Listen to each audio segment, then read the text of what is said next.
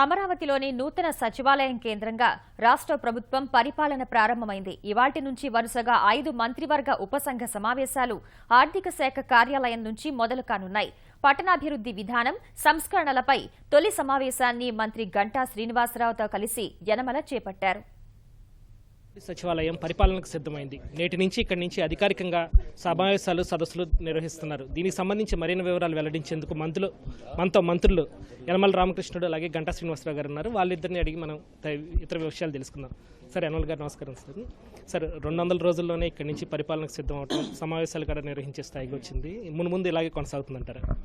డెఫినెట్గా ఏం చేద్దంటే the concept ఇక్కడి నుంచి అన్నీ ఫంక్షనింగ్ అంతా మొదలవ్వాలనేటువంటిది అనుకున్నాము. పర్మనెంట్ క్యాపిటల్ వచ్చే లోపల ఈ టెంపరీ క్యాపిటల్ ఒకటి మనం చేయాలనేటువంటి ఉద్దేశంతో టెంపరీ క్యాపిటల్కి కావాల్సినటువంటి బిల్డింగ్స్ అన్నీ కూడా కన్స్ట్రక్షన్ అవుతున్నాయి. ఇప్పుడు కొంత కంప్లీట్ అయింది. ఇంకా 10-15 డేస్లో పూర్తిగా కంప్లీట్ అవ్వడానికి అవకాశం ఉంది.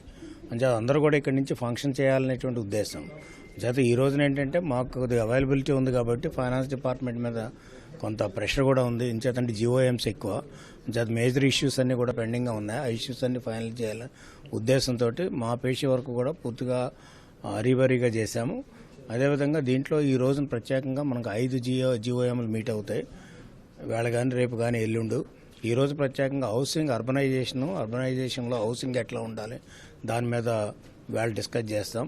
రెండవది వచ్చేటప్పుడు స్టేట్ ఫైనాన్సెస్ మీద రెవెన్యూస్ ఎట్లా ఉంటాయి ఇవన్నీ కూడా మా డిపార్ట్మెంట్కి సంబంధించి నేను రివ్యూ చేస్తాను.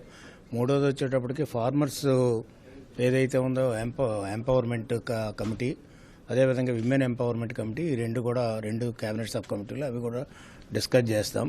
బట్ అందరు మినిస్ట్రీస్ కూడా త్వరలోనే ఇక్కడి నుంచే మొత్తం వర్కింగ్ సిస్టమ్ అంతా కూడా చేయడానికి అందరూ కూడా పూనుకున్నారు. ఇప్పుడు ఇబ్బంది ఉన్నటువంటిది ఎంచేతంటే రాయలసీమలో కరువు ఉంది కాబట్టి చాలామంది మినిస్టర్స్ అక్కడ డిప్లాయ్ చేశారు. అంచేత దానివల్ల కొంతమంది రాకపోవచ్చు కానీ but anyway we are starting the work from here. యాక్చువల్గా ఏదైతే ప్రజా రాజధాని అమరావతి ఈ తాత్కాలిక రాజధానిలో మొట్టమొదటి క్యాబినెట్ సబ్ కమిటీ ఈరోజు జరగటం చాలా సంతోషం. ఇంకా ఆల్మోస్ట్ ఈ రోజు నుంచి మిగతా మినిస్ట్రీస్లో కూడా అందరూ ఫంక్షనింగ్ అనేది స్టార్ట్ అవుతుందని చెప్పి ఆశిస్తూ ఉన్నాం. స్టార్టింగ్లో కొన్ని టీచింగ్ ప్రాబ్లమ్స్ ఉన్నప్పటికీ కూడా మన సొంత రాజధానిలో మనం ఈ మీటింగ్స్ పెట్టుకోవటం ఎప్పటికైనా అవసరం. దానికి ఈరోజు పునాది పడింది. రాబోయే రోజుల్లో మిగతా అన్ని మినిస్ట్రీస్ నుంచి కూడా ఫంక్షన్ ఇక్కడ అవుతుందని కూడా ఆశిస్తూ ఉన్నాం. అలాగే రేపు 3వ తారీఖున ఫైనాన్స్ మినిస్టర్ గారి అధ్యక్షతన ఏదైతే యూనివర్సిటీస్ వైస్ ఛాన్సలర్స్ ఉన్నారో వాళ్ళందరితో కలిపి ఒక కీలకమైన సమావేశం కూడా ఇక్కడ నిర్వహిస్తూ ఉన్నాం. ఇంతకుముందే గౌరవ ముఖ్యమంత్రి గారు కూడా ఒక సమావేశం నిర్వహించారు. వైస్ ఛాన్సలర్స్ని కూడా ఈ పబ్లిక్ దీంట్లో ఎలా వాళ్ళని ఇన్వాల్వ్ చేయాలి, ముఖ్యంగా సొసైటీకి వాళ్ళు ఏ విధంగా రెస్పాన్సిబుల్గా ఉండాలి, ఇవన్నీ కూడా డిస్కస్ చేయడం జరిగింది. మొట్టమొదటిసారిగా వైస్ ఛాన్సలర్స్ కూడా మన పుష్కరాల్లో ఇన్వాల్వ్ చేసి ఏదైతే కమాండ్ కంట్రోల్ ద్వారా ఏ విధంగా పుష్కరాలు సక్సెస్ఫుల్గా కండక్ట్ చేసింది, పిల్లల్ని కూడా ఇన్వాల్వ్ చేసి ఒక కొత్త షోకేసింగ్ చేశాం. ఈ నేపథ్యంలో రాబోయే రోజుల్లో యూనివర్సిటీస్ ఎలా సెల్ఫ్ సఫిషియెంట్ కావాలి, ఎలా వాళ్ళు ఎక్స్పాన్షన్కి వెళ్ళాలి, ఎలా ఇన్నోవేటివ్గా థింక్ చేయాలి, ఎలా ఫారిన్ కొలాబరేషన్ చేయాలి, వీటన్నిటి మీద కూడా రేపు 3వ తారీఖు ఒక కీలకమైన సమావేశం ఉంది.